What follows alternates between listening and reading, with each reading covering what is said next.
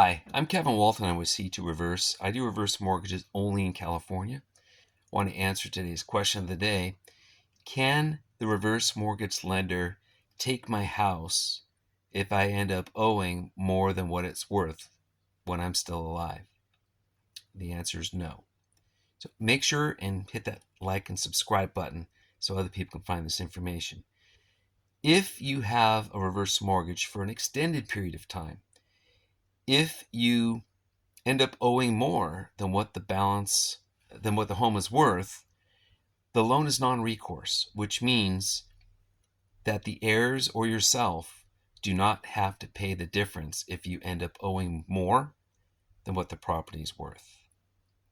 Used to not be that way years ago, and people still think it is that way, that they can kick you out of your house if you owe more than what it's worth. That's just not the case anymore. They're non-recourse loans. Conforming loans are recourse. Home equity loans are recourse. If you end up owing more than the home was worth, they can come after you for that difference, but not on a reverse. Some reverse mortgages have insurance that cover that gap. You can call it gap insurance. And then other types of reverse mortgages that don't have that insurance, they're just non-recourse.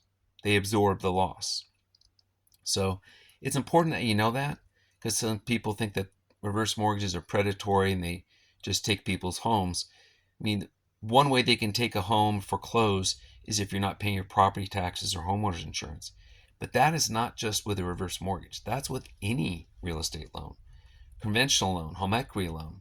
If you're behind on your taxes, property taxes, they will foreclose, the lender will, because they don't want the lender to foreclose before the county does. So the lender moves in first. So just know that it's not a reverse mortgage thing.